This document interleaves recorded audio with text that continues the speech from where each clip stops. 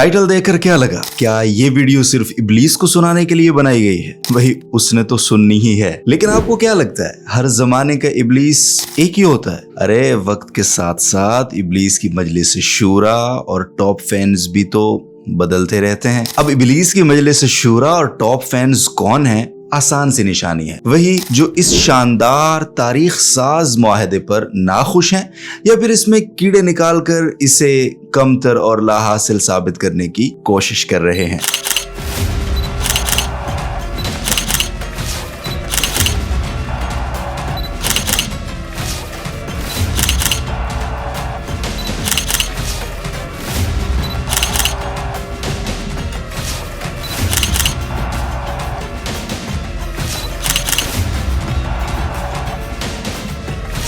अस्सलाम वालेकुम, मैं हूं आपको भाई मोहम्मद अब्दुल वदूद और आज हम एक दूसरे को मुबारकबाद देने के लिए आए हैं। लेकिन आज सिर्फ हम एक दूसरे को मुबारक नहीं देंगे बल्कि हमने एक और मुबारकबाद भी देनी है जो इस वीडियो में आगे चल के डिस्कस करेंगे। वैसे यारो कल का दिन बड़ा ही मजेदार था। पड़ोस में मोदी साहब अपनी 75वीं सालगिरह मना रहे और अपने वजीर आजम जनाब शहबाज शरीफ भाई सऊदी जहाजों से सलामी ले रहे थे। वैसे हम पाकिस्तानी भी इस इतने गैर मुतवक्के प्रोटोकॉल पर बड़े हैरान थे। फिर सऊदी अरब पहुंचकर शाही घोड़ों से इस्तकबाल, रेड कारपेट की जगह हाई प्रोटोकॉल पर्पल कारपेट और मोहम्मद बिन सलमान का अपने महल से बाहर निकल के दूर गाड़ी तक आके इस्तकबाल करना, जफ्फी डालना और रिवायती पप्पी लेना, ये सब हमें बहुत हैरान कर रहा था। लेकिन ये राज तो तब खुला जब वली अहद मोहम्मद बिन सलमान और वजीर आजम शहबाज शरीफ की जफ्फी वाली पिक्चर वायरल हुई और दोनों के हाथ में फाइलें थी जिनमें लिखा हुआ था happy birthday dear Narendra Modi.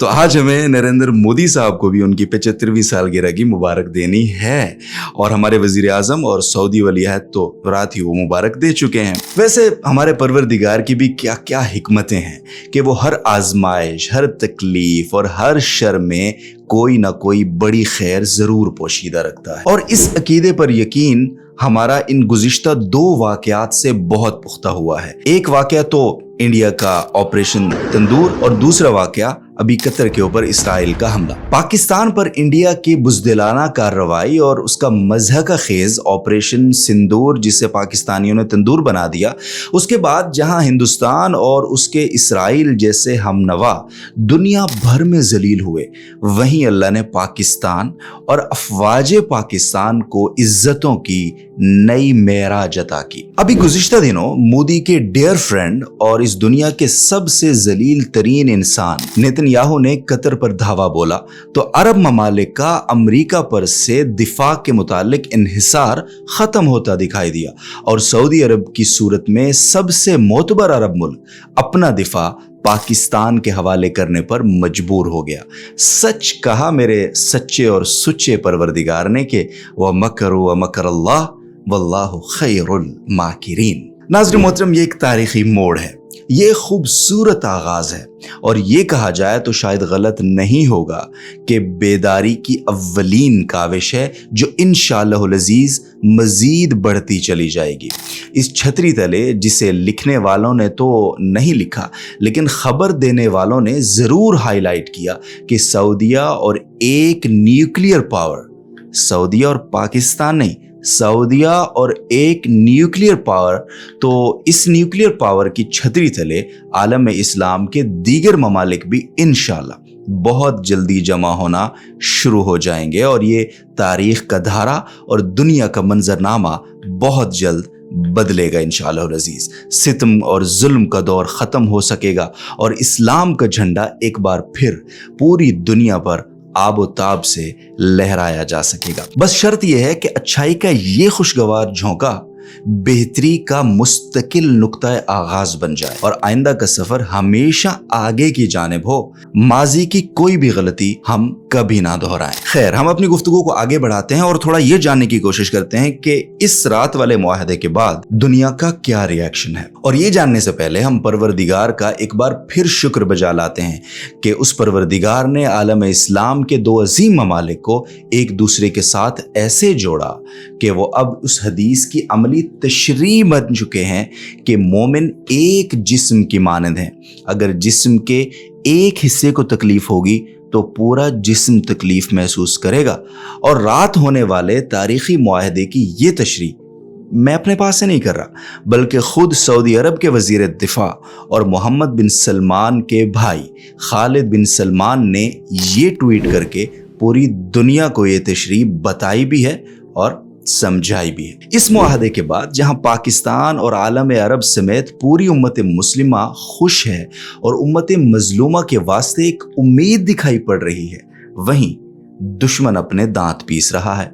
मगरबी आलमी ताकतों को यह पैगाम पहुंच चुका है कि अब मुस्लिम उम्मा अपने दिफा के लिए आपकी भीख की मोहताज नहीं है। और ये बात मैं नहीं कर रहा, बल्कि सहूनियत का तर्जुमान नशरियाती इदारा द यरूशलम पोस्ट अपने इस ट्वीट में लिखता है कि कतर पर हमले के बाद अरब ममालिक अपनी सिक्योरिटी और दिफा के हवाले से वाशिंगटन पर अपना एतमाद खो चुके हैं। इसीलिए उन्होंने अपने एटमी मुसलमान मुल्क से मुआहदा जोड़ा है। रशिया की न्यूज एजेंसी कह रही है कि अब पाकिस्तान के न्यूक्लियर हथियार सऊदी अरब का भी दिफा करेंगे।